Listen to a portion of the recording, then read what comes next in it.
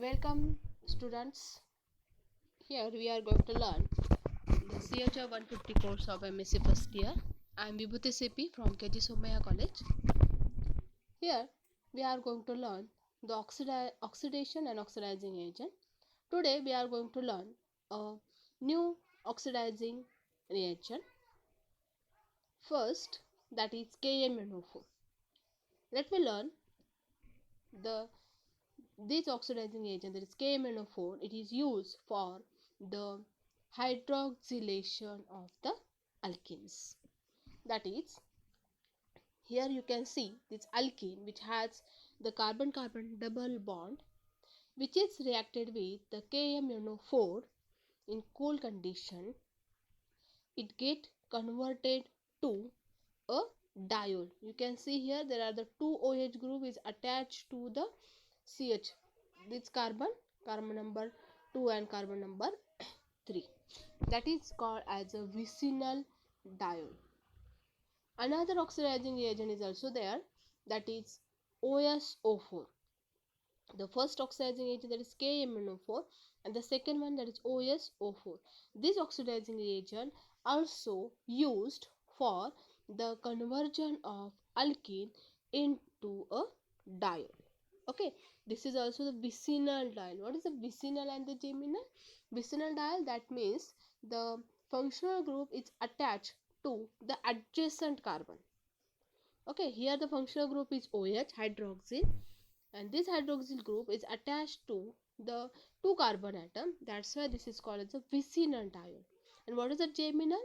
If the functional group is attached to only a one atom, that is, if this is the carbon and at this carbon there are the two functional group, that is 2 OH group is attached to the only one carbon, that time this is called as a geminal diol. Okay, here we learn the KMnO4, which is used for the hydroxylation of the alkene. That means this alkene get converted to the diol. Also, the another oxidizing agent, that is OSO4, which is also useful for the conversion of alkene into the diol. Let me learn the mechanism for a cis glycol formation. Cis glycol formation by using a KMnO4, that is a potassium permanganate. Okay, this is the MnO4 which is attacked to the alkene compound. What happened? You can see in the arrow here, this oxygen of the manganese which donates an electron to this carbon number 1, and this is the carbon number 2. Okay, whenever this double bond dead electron of the oxygen which is donates the electron to this carbon number 1, at the same time this double bond of the alkene which donates their electron to this oxygen, another oxygen of the manganese, and the double bond of the oxygen and manganese disturb or break, and all these electron is accepted by the manganese. You can see in this red colored arrow. Then what happened? There is a formation of the cyclic manganate intermediate. Okay, that means there is a formation of cyclic compound. Okay, then how we are going to break this bond? Here by the addition of the water molecule. When water molecule here we are going to add, there is a breaking of this MnO bond. All this MnO bond is going to break, and there is a formation of the diol, that is called as a cis 1,2-cyclopentane diol. Okay, this is the simple mechanism of the conversion of alkene to the cis diol by using MnO4 as oxidizing reagent. Next we are going to learn, that is the mechanism of the OSO4 compound.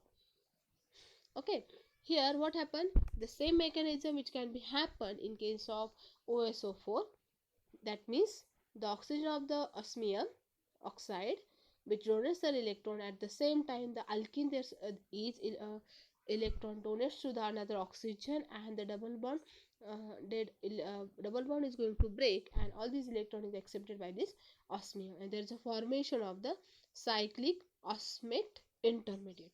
At this process, here this bond is going to break by the addition of H2O and NaHSO3. This bond is going to break, and there is a formation of the cis diol. Here also, by using KMnO4 and the OSO4, we get a cis product, 6 diol. Okay, this is a simple mechanism of the KMnO4 and the OSO4, that is a potassium permanganate and the osmium oxide. Here the higher yield of the diol are obtained with what? The osmium tetroxide. That means if you want to get the higher yield, that time this osmium oxide, this oxide is very useful for the formation of the major product. Next we are going to learn, that is how to break this diol, that is oxidative cleavage of the 1,2-diol. The another previous reaction we learned how to convert alkene to the diol. Next step is how to convert diol into the aldehyde or the ketone by the oxidative cleavage. Okay, here for the cleavage of this diol, you can see in the yellow color, which can be break by using HiO4. This is the another oxidizing reagent. Okay, this HiO4, which is useful for the conversion of diol into the aldehyde or the ketone. Okay, that means this here there is a hydrogen is there. That means by breaking this central bond here, one compound becomes the ketone and the another one becomes the aldehyde.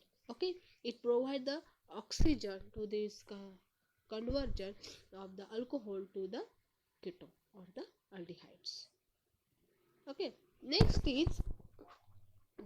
process, that is the oxidative cleavage of the alkene by the ozonolysis process. We already discussed the ozonolysis process, but here in this reagent, in the oxidation, we learn one more time what is the ozonolysis. Okay, ozonolysis, here we use the ozone, that is O3 compound.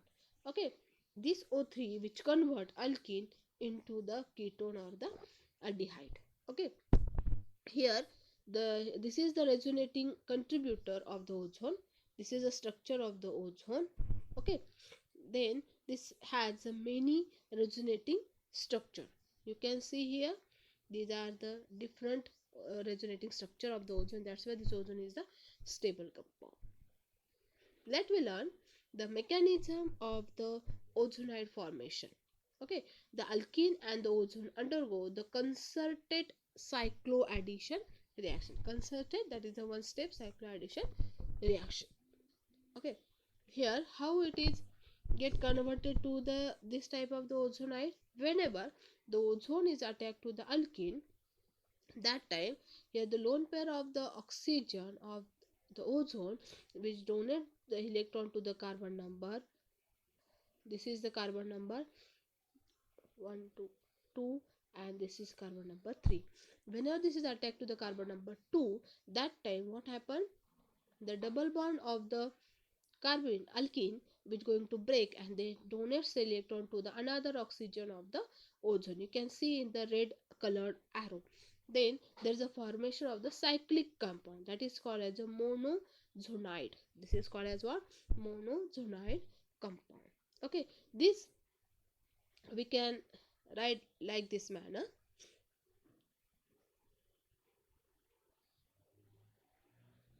Then it get converted to the ozonides, and this ozonide by breaking the bond like this manner, here like this manner, there is a formation of the carbonyl compound. Okay, here the monozonide is unstable because it has a 2 oxygen bond, and that's why the ozonide is formed, and which is the stable one. And after the formation of this ozonide, here by breaking the bond like this manner, there is a formation of the carbonyl compound. Okay, this is the mechanism of the ozonolysis process. Next, that is a ozonide can be cleaved to a carbonyl compounds. Okay, the ozonide can be cleaved to a carbonyl compound like this. This ozonide, whenever this ozonide is formed, then by the addition of the zinc, whenever we use the metal in presence of the water molecule or the CH3 twice S, that is the dimethyl sulfide, then there is a formation of ketone and the aldehydes.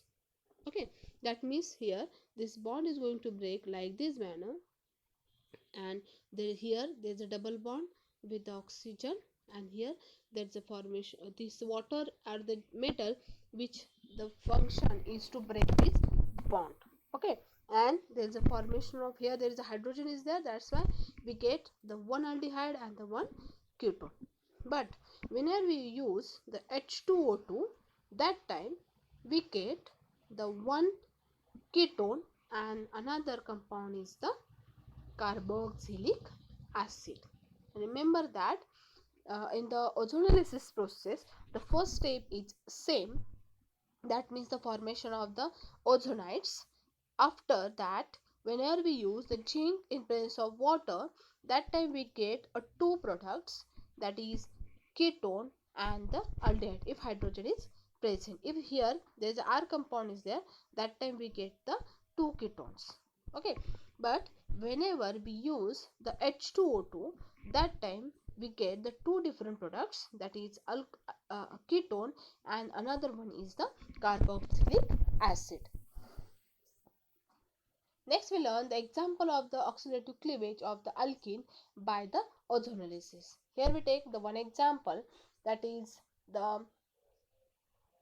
this is what, the 3-methyl 6 3-hexene. Okay, here which are ozonolysis, what happened, ozonide is formed. How the ozonide which get formed, like this manner. Here this is the oxygen and here there is another one like this type of ozonide which going to form. And after the addition of H2O2, then what happen, whenever we use the H2O2, that we get the two types of the product. One is what, one is the acid and another one is the ketone. Okay, that's why here we get in the first CH3 CH2CO, that is the acid here we get, and the another product, the another this substituted compound, methyl substituted compound, there is a formation of the ketone. Here we get the ketone. Why we get here acid and the ketone? Because after the formation of the ozonide, we used here the H2O2, not the zinc in presence of water molecule. If we use the zinc in presence of water molecule, that time we get the ketone and the aldehydes. That time we get what, ketone and the aldehydes. Okay, here the CH is there, that's why we get the acid, and here the substituent is there, that's why at this position we get the ketone. Understood? Next example, that is what, the simple compound is there, that is what, 3-hexene 3-hexene compound.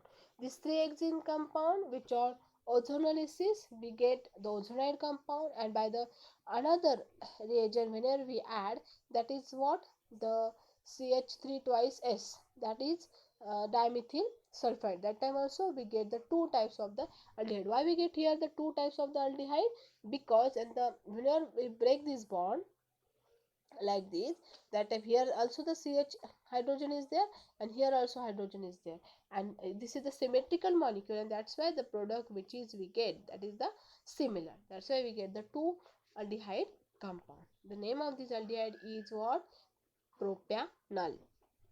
Third example is what, here this is the cyclohexyl 1-methyl cyclohexene compound, which on ozonolysis we get ozonide like this manner. Here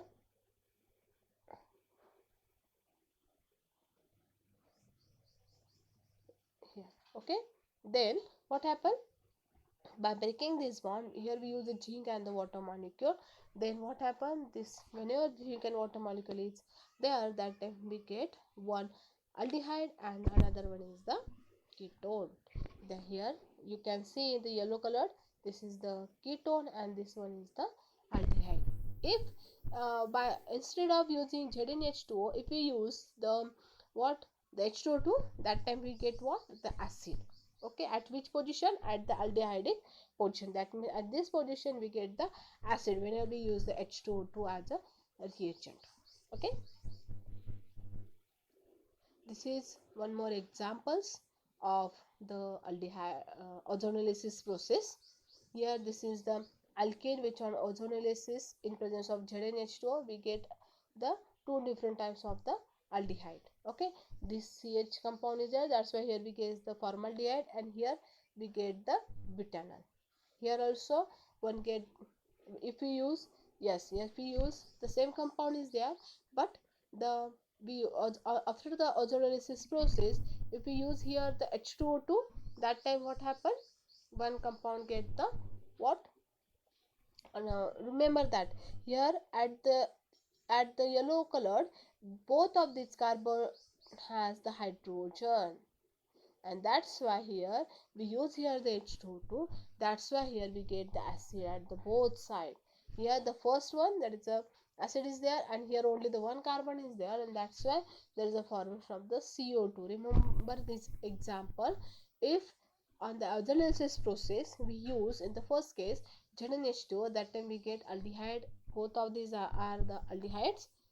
But in the second case, if we use H2O2, that time we get the acids. Okay, this is another example. This is on ozonolysis process. Both of these has the hydrogens, that's why by using H2O2 we get the acid. Here you can see, here we get the acid on the both side. If any substituent is present over here, that time we get the ketone. One is ketone and another one is the acid. But at the yellow colored carbon, both has the hydrogen only, that's why after the ozonolysis by using H2O2 we get the acids here. Okay, uh, okay, we stop over here. Today we are learn the ozonolysis process and their examples, different example, then and the uses of cheminophore and OSO4, which is mainly useful for the conversion of alkene to the diol compound, and the ozonolysis process we convert alkene into the aldehyde or the ketone. If we use H2O2, that time we get the acids and the ketone. I will stop over here. Tomorrow we will learn the reaction of the cheminophore, OSO4 and ozone with the alkyne compound. Okay, we will learn the reaction of all these oxidizing reagent with the alkyne. Okay, thank you very much for watching this lecture. See this lecture and comment on every lecture. This is your attendance. Thank you for watching. Thank you for watching this lecture.